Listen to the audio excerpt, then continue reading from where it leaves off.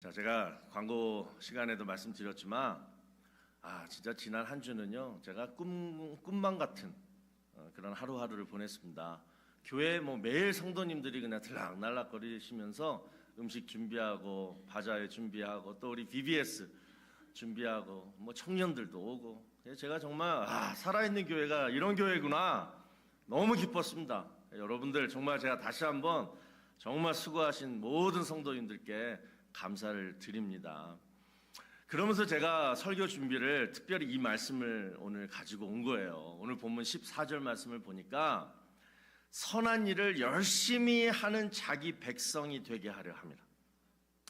우리가 엑스투데이를 하고 또 여름 성경학교를 하는 이유는 선교 기금을 마련해서 선교지에 헌금을 보내고 또 우리 자녀들 신앙교육 잘 시키는 것, 이것도 물론 교회가 꼭 해야 될 중요한 일이지만 더욱더 중요한 거는 뭐냐면 여러분들 각 개인들, 내가 이 땅에서 어떤 사람으로 살다가 천국 갈 것인가, 내 일만 열심히 하다가 천국 갈 것인가, 아니면 내 일도 잘하면서 하나님 일도 열심히 하다가 천국 갈 것인가.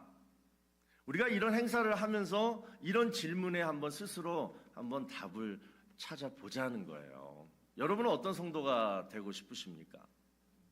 오늘 본문 11절을 보니까 모든 성도님들한테 하나님이 주시는 은혜가 있대요. 자, 다 같이 한번 읽어볼까요? 시작. 모든 사람에게 구원을 주시는 하나님의 은혜가 나타나. 하나님은요, 우리 모두에게 구원의 은혜라는 것을 주셨습니다. 우리는 그 은혜를 받은 사람들입니다. 그런데 여러분, 성경을 읽다 보면요, 이 구원에 대해서 좀 헛갈리게 만드는, 우리로 하여금 좀 헛갈리게 만드는 두 구절이 있습니다. 여러분들 다 잘 아실 거예요. 자, 먼저 에베소서 2장 8절에서 9절 말씀을 보시면, 너희는 그 은혜에 의하여 믿음으로 말미암아 구원을 받았으니 이것은 너희에게서 난 것이 아니요 오직 하나님의 선물이라. 잘 보세요. 행위에서 난 것이 아니니 이는 누구든지 자랑하지 못하게 함이라. 무슨 말씀이에요? 구원은 오직 뭐로 받는다?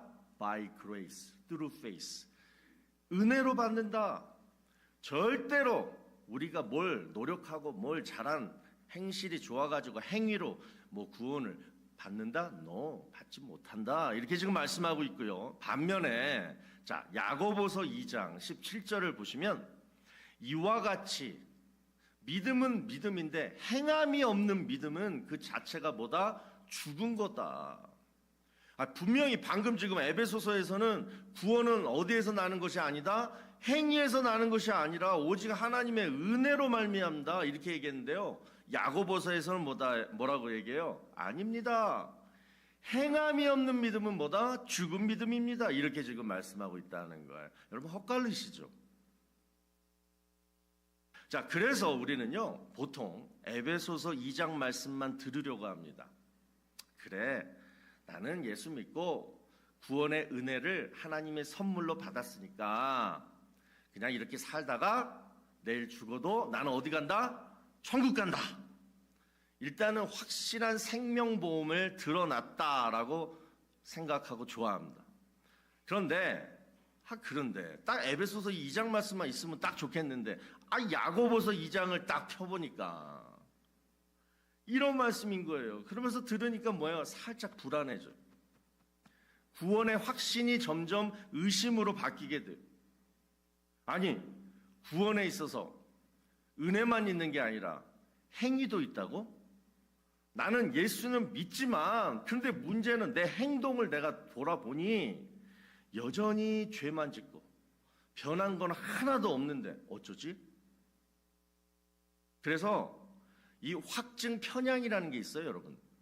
내가 인정하고 싶은 말씀만 믿으려고 한다라는 거예요.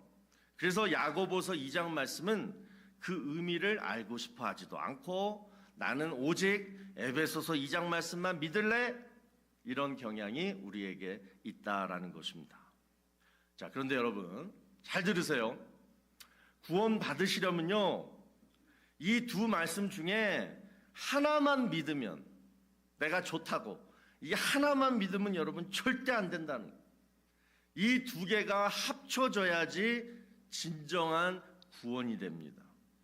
자, 그러면 이 두 구절이 말씀하고 있는 이 구원에 대한 정의가 뭐냐? 뭐 다 아시지만 오늘 우리가 확실히 한번 되짚어 보자는 거예요. 첫 번째, 우리가 명심해야 할 것은 우리의 노력과 행위로는 절대 구원받을 수 없습니다. 이것은 절대 진리입니다. 목에 칼이 들어와도 이건 절대 변할 수 없는 진리입니다. 자, 그 이유가 있죠. 뭐예요?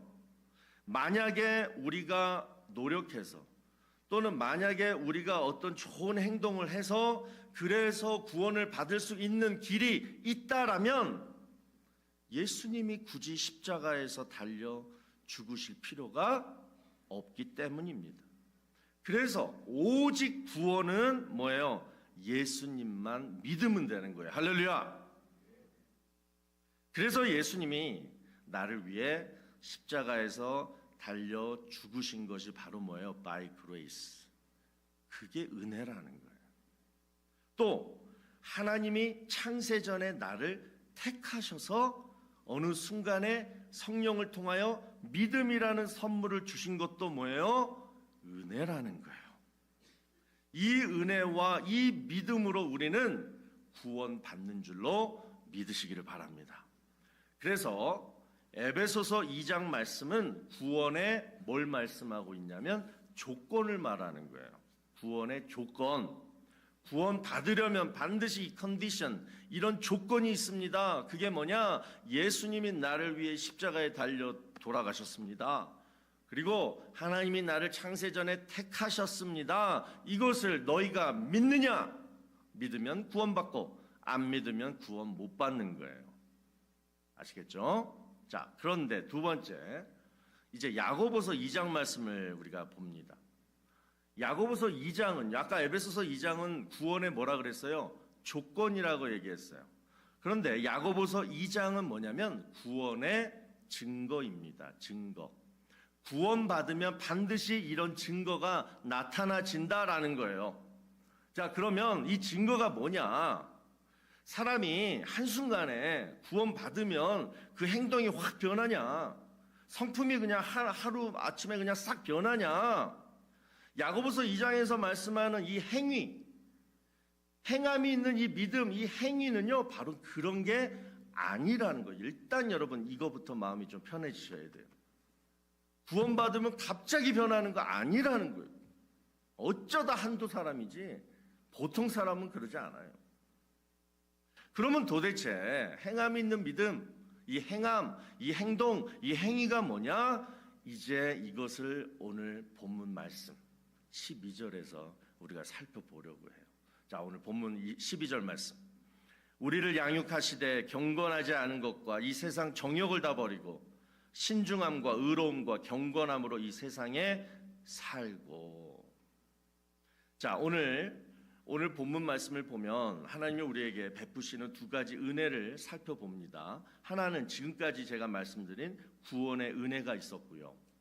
또 하나는 지금부터 살펴볼 양육하심의 은혜예요. 자, 여러분, 구원받은 하나님의 자녀는 반드시 그 다음에 뭘 받아야 되냐면 구원을 받았으면 양육을 받아야 되는 거예요. 아셨죠?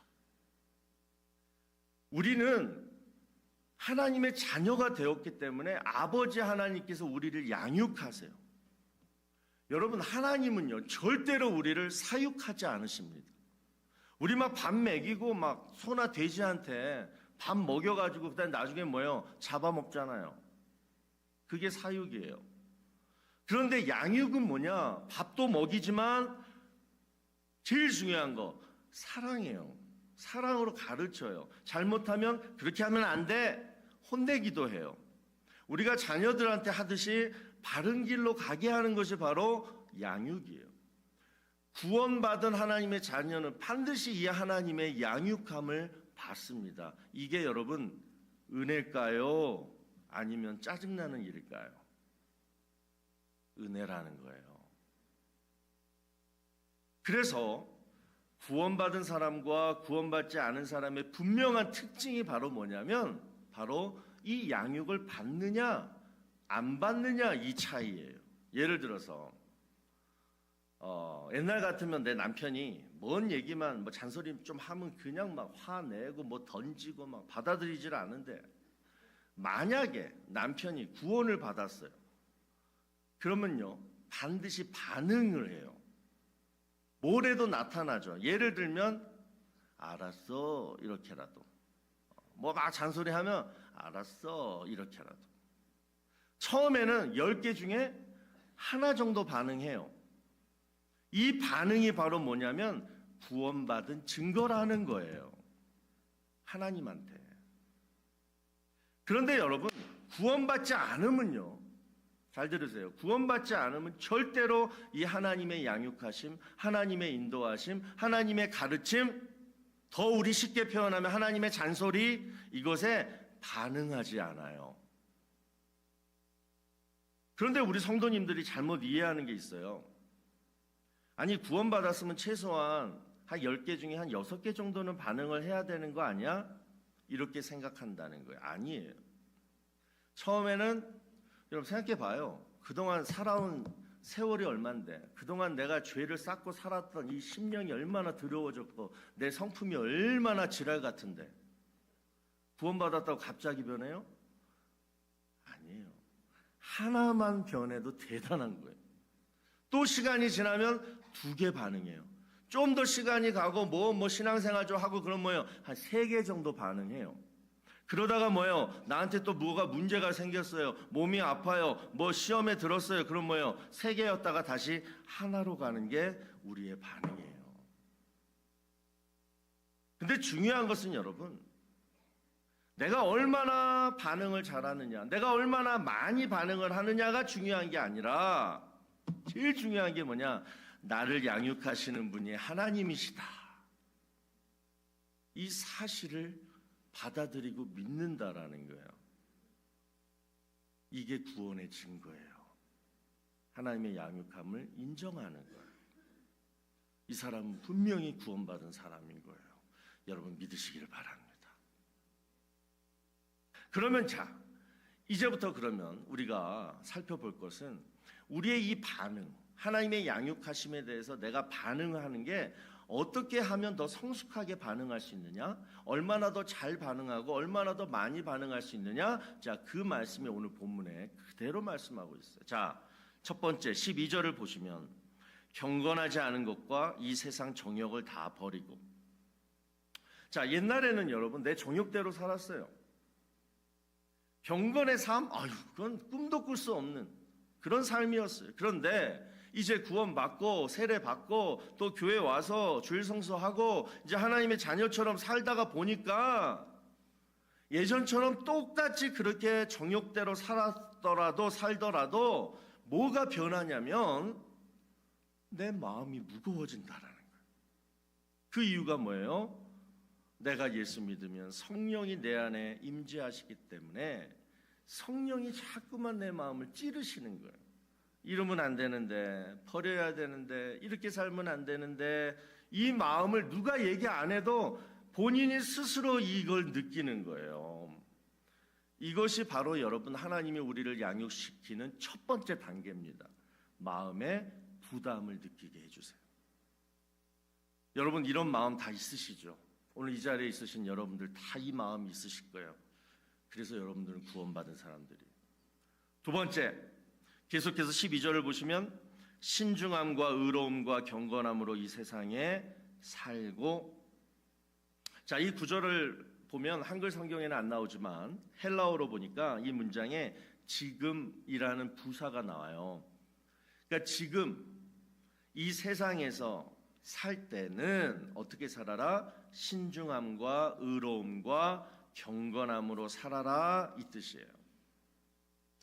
그 톨스토이의 그 참회록이라는 책을 보니까 여러분 이런 얘기가 나와요. 그 초원에서 맹수의 습격을 받은 한 나그네가 이 맹수를 피해 가지고 물속으로 첨벙 뛰어들었습니다.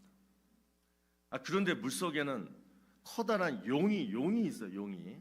톨스토이 때는 용이 좀 유행했었나 봐. 용이 그 물속에 다 기다리고 있었어요. 본 거예요. 할 수 없이 이 나그네가 어떻게 돼요? 물 밖으로 보이는 이 나뭇가지를 딱 부여잡습니다. 그런데 또 보니까 이 나뭇가지를 딱 잡았는데 딱 보니까 쥐 2마리가 그 나뭇가지를 지금 또 갉아먹기 시작하는 거예요. 이제 이 나그네는 죽음을 피할 수가 없게 되었습니다. 그런데요. 나그네는 이 위급한 상황에도 그 붙든 나뭇가지 끝에 묻어있는 꿀을 발견하고서는요, 혓바닥을 대고 핥기 시작합니다. 그 꿀의 달콤함에 취해서 자신의 지금 현재 위기, 그 처지를 잊고 말았다라는 이야기예요. 여러분, 우리도 마찬가지예요. 지금 이 세상, 지금 살고 있는 여러분 세상에는 달콤한 것으로 우리를 유혹하는, 그래서 지금 현재 내 처지를 잊게 만드는, 망각하게 만드는 바로 악한 마귀가 우리를 지금 삼키려고 도사리고 있습니다. 마귀의 역할이 바로 이거예요. 달콤함에 취해서 현재 나의 처지를 잊게 만드는 것, 현재 내가 뭔가를 해야 되는데 그것을 못하게 하는 것, 이게 뭐다? 마귀라는 거예요. 그래서 이 사실 때문에 여러분, 에베소서 6장 17절에서 하나님께서 우리에게 말씀하시는 것이 바로 이거예요.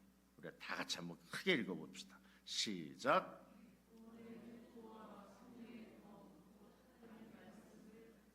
자, 이 말씀의 여러분 배경이 바로 그 전에 에베소서 6장 11절에 나와요. 마귀의 관계를 능히 대적하기 위하여 하나님의 전신갑주를 입으라. 마귀랑 싸워서 너희가 이기려면 너희의 믿음, 너희의 힘, 너희의 택도 없다. 오직 뭐냐? 하나님의 전신갑주를 입는 방법밖에 없다라는 거예요. 자, 여기서 전신갑주는 갑옷을 말합니다. 마귀가 공격할 때 방어하려면 반드시 우리가 이 갑옷을 입고 있어야 한다라는 거예요. 자, 그 중에서 제일 중요한 것이 뭐냐? 바로 구원의 투구. 자, 여기서 여러분 질문. 왜 하나님은 구원의 투구라고 말씀하셨을까? 투구는 우리의 머리를 보호하는 헬멧입니다. 그러면 왜 하나님은 구원과 이 머리를 연결시키셨을까요? 바로 구원과 우리의 생각은 늘 밀접한 관계가 있기 때문이라는 거예요. 자, 로마서 1장 21절을 여러분 보시면, 하나님을 알되 하나님을 영화롭게도 아니하며 감사하지도 아니하고 오히려 그 생각이 허망하여지며 미련한 마음이 어두워졌나니.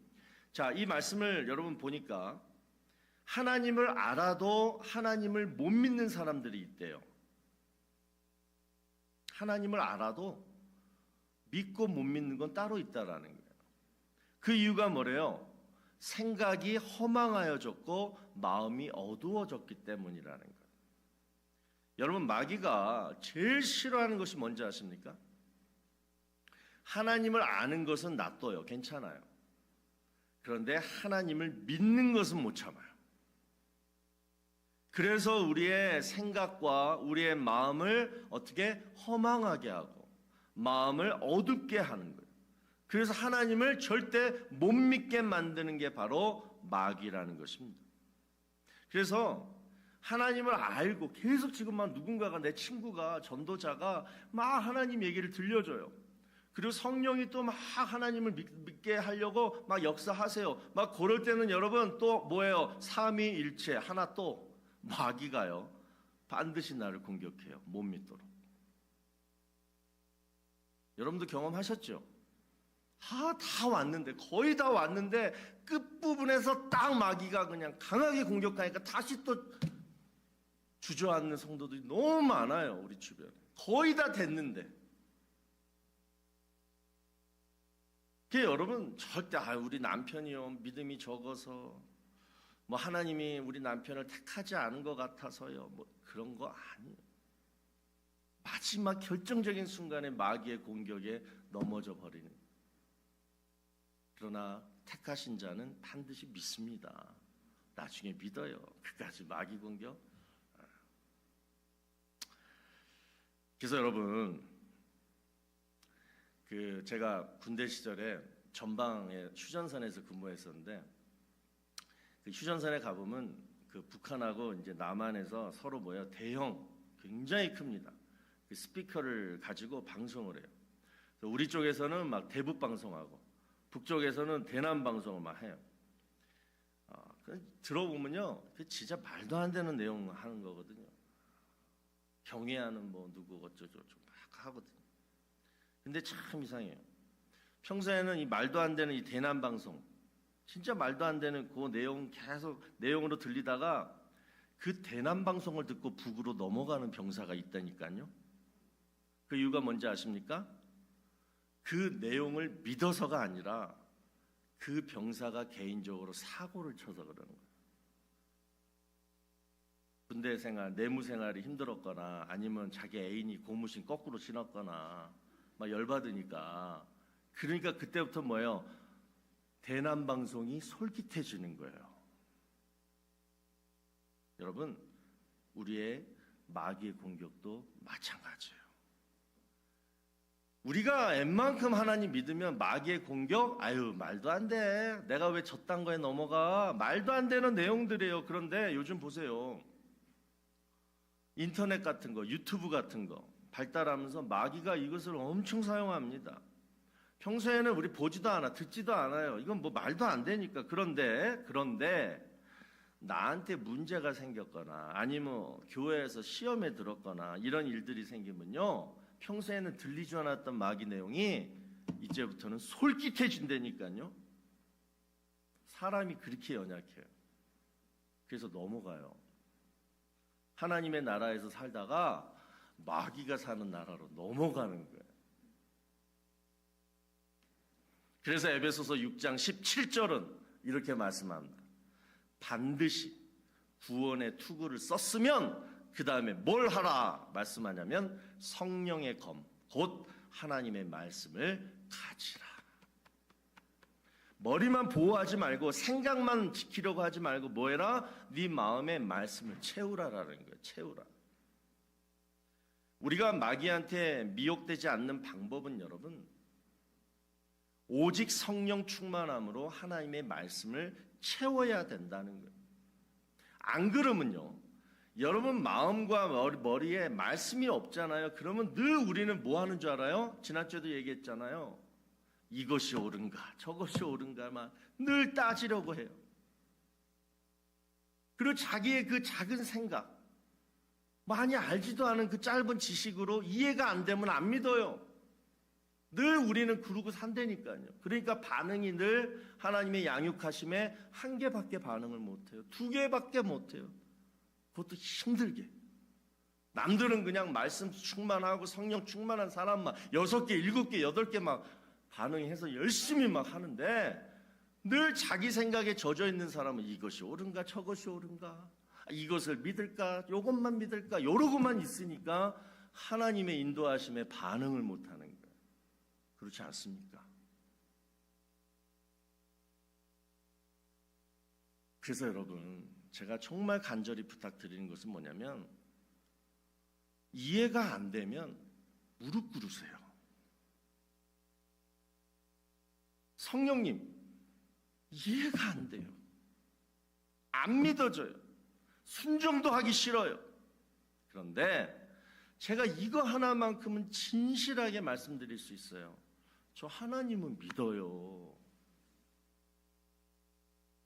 예수님은 진짜 믿고 싶어요. 그런데 하나님이 하시는 말씀, 하나님이 하라고 하시는 이 양육, 이거는 이해도 안 되고 순종도 하기 싫고 막 이래요. 오히려 저는 옛날에 지었던 죄가 더 달콤하고 더 그게 저는 지금 현재 그게 더 좋아요. 성령님 도와주세요. 이 기도하는 마음으로, 늘 기도하는 마음으로 그 다음에 말씀을 펴서 하나님의 말씀을 맛없어도 아무 맛 안 나도 짜고 맵고 이런 것만 먹다가 아무 맛 안 나도 기도하고 막 입에 넣으세요. 마음에 채워 넣으세요. 이게 바로 뭐였냐면 구원의 투구예요. 말씀과 성령의 투구가 바로 구원의 투구예요. 남이 여러분 구원의 투구 안 씌워줍니다. 목사가 여러분 쫄쫄쫄쫄 쫓아다니면서 아이고 이거 좀 쓰고 다 가세요. 교회 오실 때마다 내가 하나씩 준비해가지고 다 하나 좀 씌울 수 있으면 좋겠는데 누구라도 그게 못하는 거예요. 본인밖에 못하는 거예요. 성령 앞에 무릎으로 기도하고 재미없어도 말씀을 계속 규칙적으로 채우시면 언젠가는 맛있어져요. 믿어져요. 이해되어지는 거예요. 여러분 이 도미노 이펙트라는 이론이 있습니다. 도미노 아시죠? 하나 딱 떨어뜨리면 짜다다다다 떨어지는 거. 이 도미노가요. 자신보다 그 다음 게 1.5배 크고 무거운 이 도미노를 무너뜨릴 수 있대요. 넘어뜨릴 수 있대요. 그래서 1.5배씩 커지는 도미노를 차례대로 계속해서 세우게 되면 나중에는 어마어마한 효과를 나타낼 수 있다라는 것입니다. 그래서 이 사실을 실험했는데 그 동영상을 보면요. 처음에는 5mm짜리 조그만 도미노를 핀셋으로 세웁니다. 그리고 1.5배씩 더 크고 더 무거운 도미노를 계속 세워 나가니까 13번째는 크기가 1m, 무게가 45kg이 되더래요. 그리고 만약에 이 원칙을 가지고 계속해서 도미노를 세우게 된다라면 29번째는 크기가 저도 이게 너무 안 믿겨지는데요. 그렇대요.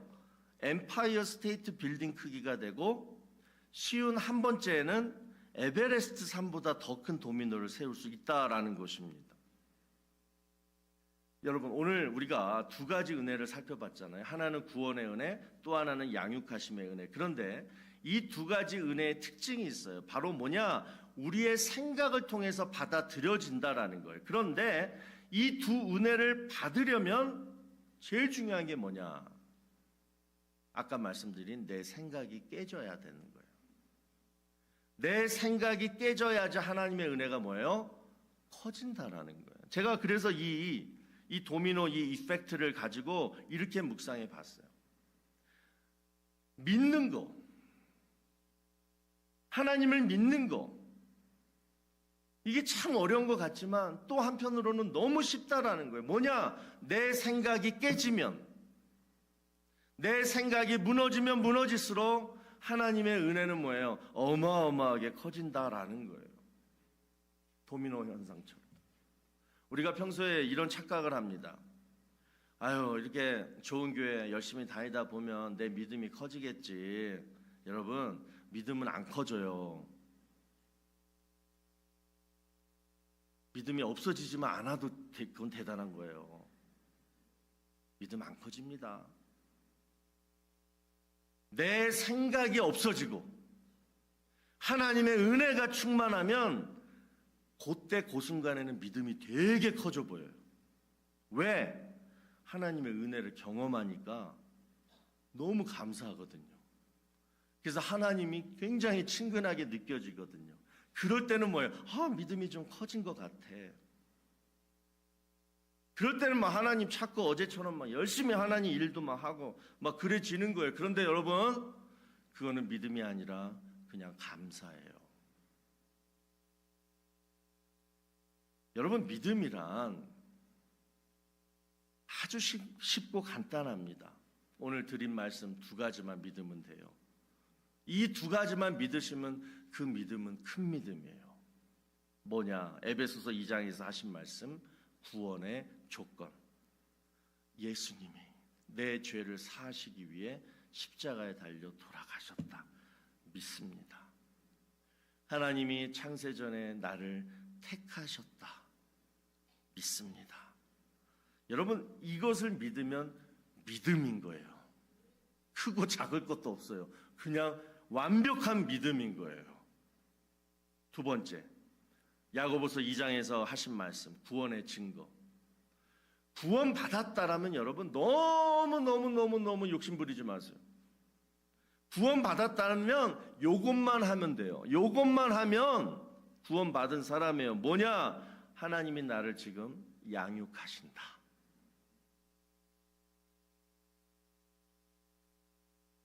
그거를 믿는 거예요.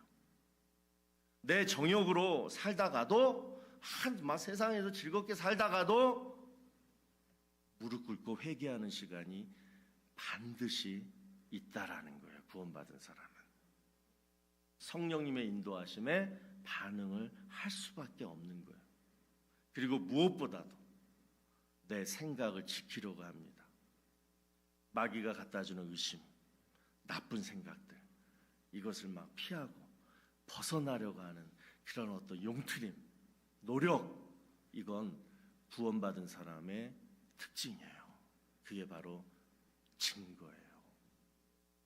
저는 우리 교회가 오늘 본문 14절 말씀처럼 선한 일을 열심히 하는 그런 하나님의 백성들이 많아지는 교회가 되기를 소망합니다. 그러려면 오늘 너무 심플한 설교인데요. 이 두 은혜를 생명처럼 여기세요. 생명처럼 여기세요. 구원의 은혜로 끝난 게 아니라 두 번째, 양육하시는 은혜. 생명처럼 지키세요. 우리 한번 기도하십시다.